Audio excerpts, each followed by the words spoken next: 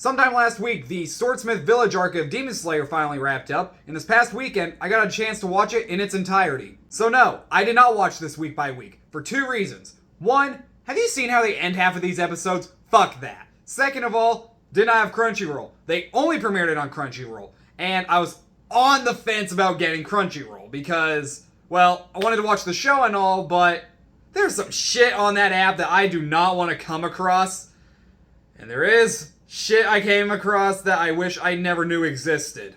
So the setup this time around is that after the defeat of Upper 6, all the upper ranked demons meet up to discuss what happens next. While that's going on, Tanjiro heads to the Swordsmith Village to get a new sword, where he meets up with the Love Hashira, the Miss Hashira, and Genya from Season 1. And you know the drill, demons show up to destroy everything. This time, they had to fight Upper 4 and Upper 5. So you know how people were split on the whole To the Swordsmith Village thing, where they just released 3 episodes in theaters? Well, as the show goes on, I can totally see why they did it, because the animation each season just keeps getting better and better, and even at points looks theatrical.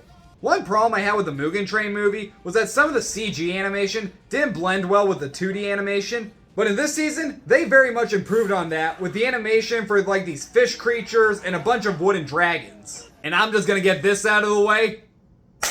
Who called it? Who fucking called it? Me! This son of a bitch right here. I said in my To the Swordsmith Village review, what if they had guns? Could they use guns? Bro had a fucking gun! And yeah, that shit does the job. Blows the fucker's head off.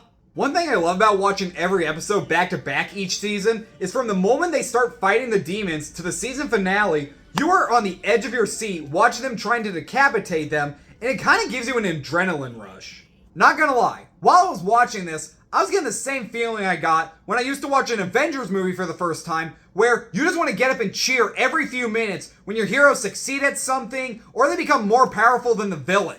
And with this new season, you will either be really happy or disappointed to hear that both Zenitsu and Inosuke are absent this time around.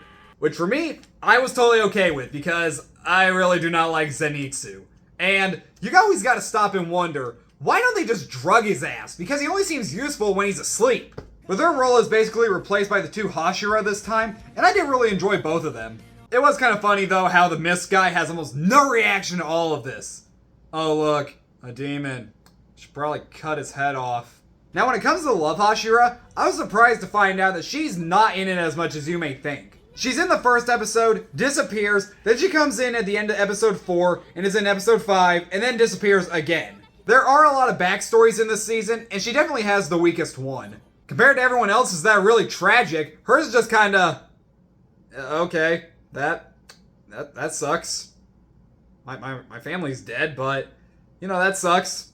But she did make me question, how much cooler would Indiana Jones be if he had a whip sword? But by far my 2 favorite things about this show in general are the writing and the score. The writers do a great job with getting you more and more invested with what's going on in each season, and the horror elements this time around are some of the best in the series so far. Especially with that vase demon who could just cram people into vases. Yeah, he can have some pretty disturbing scenes. And the score does a great job of getting you pumped for what's going to happen next. Plus, as I was watching this, I had my speakers up all the way. As for issues though, don't have any. Yeah, after this was over, I had to sit down and really think, did I have a single problem with anything I just watched?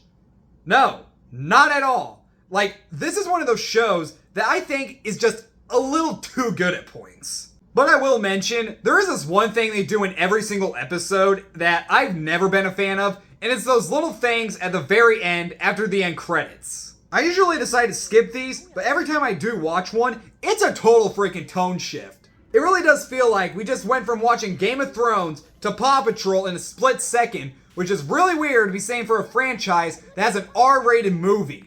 Yeah, we may have just watched a shit ton of people get obliterated, but you know, happy birthday. Happy birthday to you. Happy birthday to you. Oh my god, so many people just died. Happy birthday to you. But I guess the one upside is, it's better than giving anything away that's gonna happen in the next episode. Oh, and this isn't a problem, I just wanted to mention this. There's one point where Tanjiro goes to a hot springs and whips his dick out in front of another dude and says, I thought we could bond over our nakedness. That's, it's pretty weird, dude. Yeah, I know last time we didn't get along too well, so I thought we could maybe bond over seeing who has the biggest dick. It was a stupid idea anyway! One thing I've started to notice with this show, though, is that they really do know how to end things perfectly, and this season finale was just flawless. I wouldn't change a thing about it. I swear I'm not going to give anything away, but I will say it was emotional, the score was amazing, and there is one point, again, not going to say what happens, but everything just goes dead silent for a good 30 seconds, and that was just such a good choice. Here's a show that I just liked at first, but with every single entry, just gets better and better. The Swordsmith Village Arc is another great entry in the Demon Slayer franchise, and it leaves me very excited to see where they go from here. I don't think I have to recommend this to fans of the show, but if you've seen enough anime to get an idea of what it's like, and you haven't seen this show yet, it is a must watch. But to be honest, season 1 is really good, everything after that is just perfect.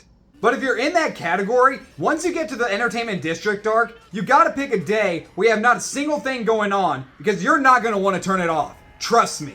And as of right now, I already want to watch it again. It was that freaking good. I'm gonna give Demon Slayer, the Swordsmith Village Arc, an A+.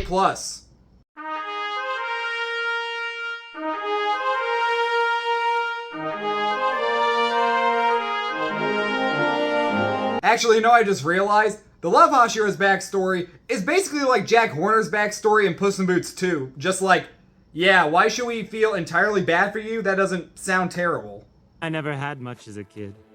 Just loving parents, and stability in a mansion, and a thriving baked goods enterprise for me to inherit. Useless crap like that. Does anyone else also realize that this show is basically, let's just take the nicest guy ever and make him lose his mind? Thanks so much for watching, you guys. Subscribe to my channel, like this video, turn on the notification bell, and I'll be back with more reviews very soon. See you then.